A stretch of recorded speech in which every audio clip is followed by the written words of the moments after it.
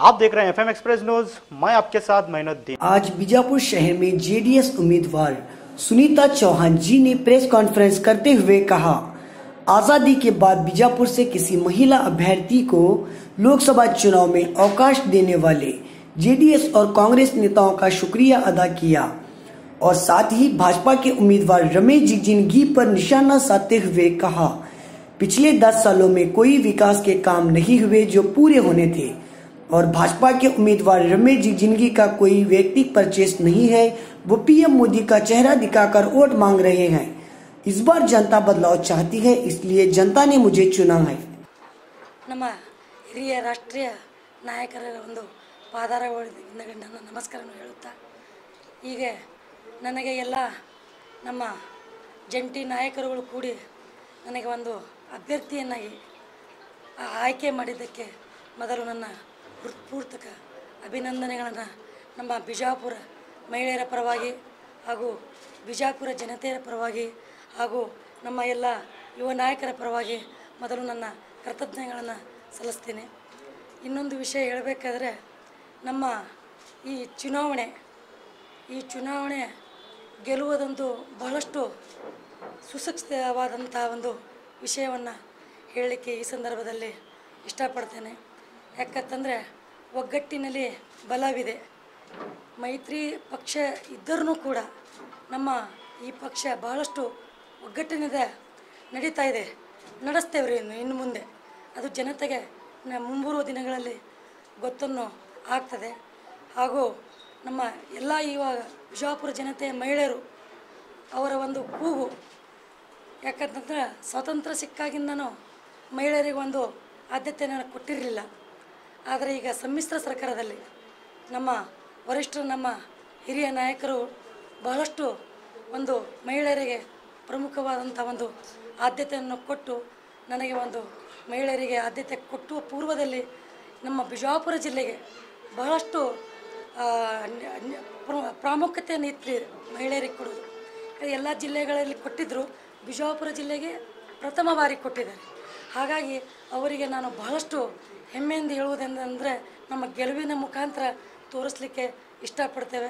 ಹಾಗಾಗಿ ನಮ್ಮ ನಾಯಕರುಗಳು, ಹಿರಿಯರು ಬಹಳಷ್ಟು ಇದರ ಗೆಲುವಿನ ಗುರಿ ಮುಟ್ಟಲಿಕ್ಕೆ ಬಹಳಷ್ಟು ಪ್ರಯತ್ನವನ್ನು ಮಾಡ್ತಾಯಿದ್ದಾರೆ ಅಂತ ಕೂಡ ಈ ಸಂದರ್ಭದಲ್ಲಿ ಹೇಳ್ತಾ, ಮತ್ತು ನಮ್ಮ ಹಿರಿಯ ನಾಯಕರುಗಳು, ಕಾಂಗ್ರೆಸ್ ನಾಯಕರುಗಳಾಗಿರ್ಬೋದು, JDS ನಾಯಕರುಗಳಾಗಿರ್ಬೋದು, ಅಲ್ಪ ಸ್ವಲ್ಪ ಮತಗಳಿಂದ ಪುರಾವೆಗೊಂಡಂಥ ಎಲ್ಲ ನಮ್ಮ ನಾಯಕರುಗಳು ಬಹಳಷ್ಟು ಈ ಒಂದು ನಮ್ಮ ಪಕ್ಷಕ್ಕೆ ನಮ್ಮ ಗುರುತು, ಮಹಿಳೆಯ ಗುರುತು, ಒಂದು ಮಹಿಳೆಯರ ಒಂದು ಶಕ್ತಿ ತೋರಿಸಲಿಕ್ಕೆ ನಮ್ಮ JDS ಪಕ್ಷದಲ್ಲಿ ತೋರಿಸಲಿಕ್ಕೆ ಬಹಳಷ್ಟು ಒಮ್ಮತದಿಂದ ಕೆಲಸ ಕಾರ್ಯಗಳನ್ನು ನಡೆಸ್ತಾ ಇದ್ದೇವೆ.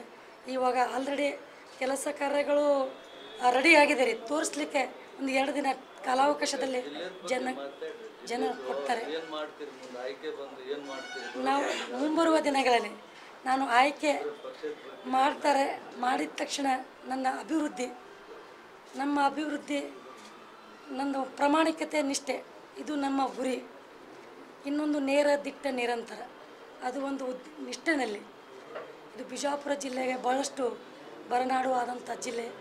ಆ ಜಿಲ್ಲೆಗೆ ಒಂದು ನೀರಿನ ಸಮಸ್ಯೆ ಆಗಿರ್ಬೋದು, ವಿಮಾನ ನಿಲ್ದಾಣಗಳಾಗಿರ್ಬೋದು, ಎಂಪ್ಲಾಯ್ಮೆಂಟ್ ಆಗಿರ್ಬೋದು, ಹಾಗೂ ಇಂಡಸ್ಟ್ರೀಸ್ ಏರಿಯಾಗಳಾಗಿರ್ಬೋದು, ಇದು ಮತ್ತು ರೈಲ್ವೆ ಉನ್ನತೀಕರಣ ಆಗಿರ್ಬೋದು, ಈ ಬಹಳಷ್ಟು ಹಲವಾರು ಕಾರ್ಯಗಳನ್ನು ನಿಟ್ಟಿನಲ್ಲಿ ಇಟ್ಕೊಂಡು ಅದು ನಾವು ಮುಂದೆ ಸುಧಾರಣೆ ಮಾಡಲಿಕ್ಕೆ ಇಷ್ಟಪಡ್ತೀನಿ ಅಂತೇಳಿ ಈ ಸಂದರ್ಭದಲ್ಲಿ ನಿಮ್ಮೆಲ್ಲರ ಪರವಾಗಿ ಹೇಳಕ್ಕೆ ಇಷ್ಟಪಡ್ತೀನಿ.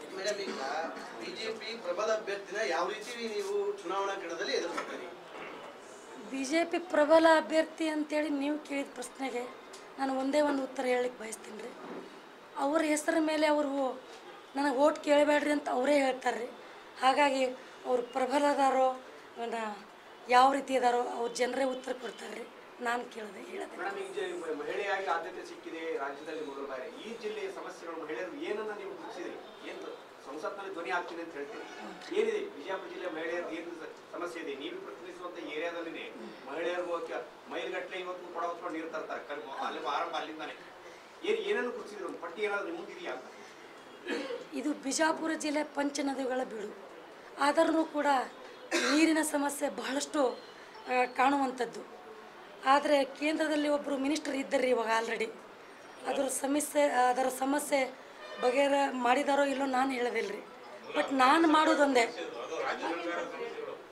ಹೌದು ಅಲ್ಲ, ಕೇಂದ್ರದಲ್ಲಿ ನೀರಾವರಿ ಮಂತ್ರಿ ಆಗಿದ್ದಾರೆ ರೀ.